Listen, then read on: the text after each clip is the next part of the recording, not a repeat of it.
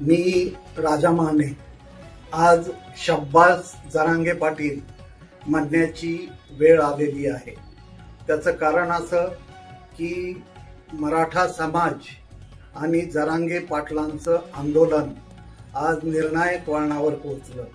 त्याचं कारण असं की आज शासनाच्या वतीनं निवृत्त न्यायमूर्ती शिंदे यांच्या नेतृत्वाखाली चर्चेसाठी राज्य शासनानं शिष्टमंडळ पाठवलं आणि त्या शिष्टमंडळाला चर्चेचं गुऱ्हाळ न मांडता ॲक्शन ओरिएंटेड तुम्ही करा अशा प्रकारची भूमिका जरांगे पाटलांनी मांडली। मला असं वाटतं की जरांगे पाटलाची भूमिका आणि त्यावर उमटणाऱ्या प्रतिक्रिया देखील अपेक्षितच आहेत आणि त्या उमटत आहेत। मग वेगवेगळ्या राजकीय पक्षांचे नेते असतील, सामाजिक चळवळीतले नेते असतील किंवा मराठा चळवळ विरोधी नेते असतील, या सर्वांच्या भूमिका आणि प्रतिक्रिया अपेक्षित अशाच व्यक्त झाल्या। त्यात मला विशेषत्वानं दखल घ्यावीशी वाटते ते राजकारणातील पितामह शरद पवार यांच्या प्रतिक्रियेची। त्यांनी पुन्हा सांगितलं की बाबा या संदर्भात संसदेत घटना दुरुस्ती आणि कायदा होणं गरजेचं आहे। यात काय नवीन त्यांनी सांगितलं, पण मराठा समाज आणि मराठा समाजाच्या एकूणच चळवळीबद्दल पितामहांनी कधी सकारात्मक पावलं टाकलेत असं महाराष्ट्राला दिसलं नाही। त्यामुळं त्यांच्या त्या प्रतिक्रियेचं आश्चर्य वाटलं नाही। दुसरी महत्वाची प्रतिक्रिया राज ठाकरे यांची। राज ठाकरेंनी पूर्णपणे या मराठा समाज आणि जरांगे पाटलांच्या मागण्यासंदर्भात एकनाथ शिंदेंना विचारण्याचा सल्ला पत्रकारांना दिला आणि ते खरंच आहे। तर मी म्हणजे जरांगे पाटील अंतरवाली सराटीपासून मुंबईकडे निघाल्यापासून मी म्हणतोय की ज्यांनी 27 जानेवारी 2024 रोजी मराठा समाजाला आनंदोत्सव करण्याची परिस्थिती निर्माण करून आनंदोत्सव करून जरांगे पाटलांना नवी मुंबईतून माघारी पाठवलं, ते त्या काळचे मुख्यमंत्री एकनाथराव शिंदे हे कुठं आहे हे मी सातत्यानं म्हणतोय। त्याचं कारण असं की एकनाथ शिंदे म्हणजे ते एकटे नाही, त्यावेळी ते मुख्यमंत्री होते, आजही ते उपमुख्यमंत्री आहेत आणि त्यांनी त्यावेळी घेतलेले निर्णय हे शासन म्हणून मुख्यमंत्री म्हणून घेतलेले होते आणि त्या अर्थानं एकनाथ शिंदे आणि त्यांनी घेतलेले निर्णय या संदर्भात निश्चितपणानं महाराष्ट्राला समजलं पाहिजे आणि ती भूमिका की बाबा त्यावेळी एक जरांगे पाटील आपलं आंदोलन थांबवून माघारी का गेले, म्हणजे आनंदोत्सव का साजरा झाला, हे नव्यानं महाराष्ट्राला सांगण्याची गरज आहे आणि नेमका तोच मुद्दा राज ठाकरे यांनी पकडलेला दिसतो।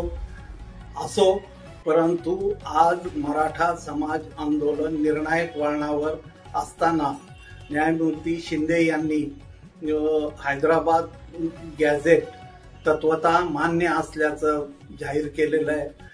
एकूण मला असं वाटतं की मराठा समाजाला स्वतंत्रपणे आरक्षण देणं हे घटनात्मक चौकटीत शक्यच नाही, हे सर्वांनाच माहीत आहे। जोपर्यंत केंद्र सरकार किंवा संसदेत घटना दुरुस्ती होत नाही तोपर्यंत स्वतंत्र आरक्षण या विषयाला तसा अर्थ नाही। त्याच कारणानं जे कुणबी आहेत, ज्यांच्या खरोखरच नोंदी आहेत कुणबी म्हणून, त्यांना आरक्षण हे नैसर्गिकरित्या ओबीसी मधून मिळतं आणि त्याच मागणीसाठी जरांगे पाटील अगदी त्यांच्या पहिल्या आंदोलनापासून मराठवाड्यातल्या ते झगडत आहेत आणि आज त्याला व्यापक स्वरूप आल्यानं मग सातारा गॅझेटरियल असेल किंवा हैदराबाद गॅझेटरी, त्याला व्यापक स्वरूप की बाबा जे कुणबी आहेत, ज्यांच्या नोंदी कुणबी आहेत, ते नैसर्गिकरित्या ओबीसी प्रवर्गात आहेतच, अशा प्रकारची ती भूमिका जरांगे पाटलाची आहे असं मला वाटतं. आज खरं तर एक खूप मोठं आव्हान म्हणजे सर्व चळवळी, सर्व राजकीय पक्ष, प्रत्येक जण आज या आंदोलनाच्या याच्यावर राजकीय पोळी भाजून घेण्याचा प्रयत्न करतो. हे खरं आहे. प्रत्येक जण कुणी येतंय समर्थन करतंय, कुणी आक्रमकपणे जरांगेंना विरोध करतंय. प्रत्येक जण राजकारणात आपल्याला सोयीची असलेली भूमिका घेऊन आक्रमक पद्धतीनं त्याची मांडणी करण्याचा प्रयत्न करत आहे. या पार्श्वभूमीवर जी घुसळण, सामाजिक घुसळण महाराष्ट्रात होते, त्याचं खरं तर हे आव्हान राज्याचे मुख्यमंत्री देवेंद्र फडणवीस आणि मराठा चळवळीचे नेते जरांगे पाटील यांच्यासाठी खूप मोठं आव्हान आहे. त्यामुळं त्यांनी दोघांनीही तारतम्यानं या विषयाची हाताळणी करून आज लाखो मराठा मुंबईकडे निघालेले आहेत, लाखो मराठा मुंबईत दाखल झालेले आहेत. या पार्श्वभूमीवर मुंबईकरांना त्रास होणार नाही, महाराष्ट्राचं सामाजिक वातावरण बिघडणार नाही, यासाठी निर्णय घेणं आणि तो निर्णय केवळ चर्चेचं घोराळ आणि चालढकल या पद्धतीचा न ठेवता ठोस घेणं, याला खूप महत्व निर्माण झालेलं आहे.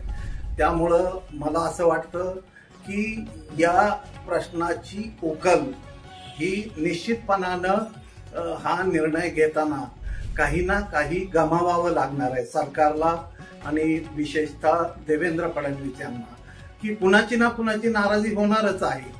सकारात्मक निर्णय घेतला तरी नाराजी होणार आहे, नकारात्मक निर्णय घेतला तरी नाराजी होणार आहे. परंतु देवेंद्र फडणवीस हे अत्यंत म्हणजे भविष्य असलेला नेता म्हणून महाराष्ट्र त्यांच्याकडे पाहतोय. आणि हे खरंच आहे की राष्ट्रीय पातळीवर महाराष्ट्राचं नाव करण्याची क्षमता असलेला नेता म्हणून सर्वच पक्षातले नेते, सर्वच क्षेत्र महाराष्ट्रातले देवेंद्र फडणवीस यांच्याकडे पाहतात. त्या पार्श्वभूमीवर त्यांनी जरांगे पाटलांची मागणी, मराठा समाज यांचा आदर राखत जरांगे विरुद्ध फडणवीस असा जो संघर्ष पेटवला जातोय आणि त्याच्यावर काही लोक आपली राजकीय पोळी बाजून घेण्याचा प्रयत्न करतात, त्याला लोक हे दोघंच घालू शकतात आणि ते घालण्याचं काम ते पुढच्या काळात करतील. आणि जरांगे पाटलांच्या मागण्यांवर त्याची उकल होण्याची प्रक्रिया प्रत्यक्ष कृतीच्या रूपानं उद्यापासून सुरू होईल, अशा प्रकारची अपेक्षा एक पत्रकार म्हणून, संपादक म्हणून मी व्यक्त करतो. जय हो.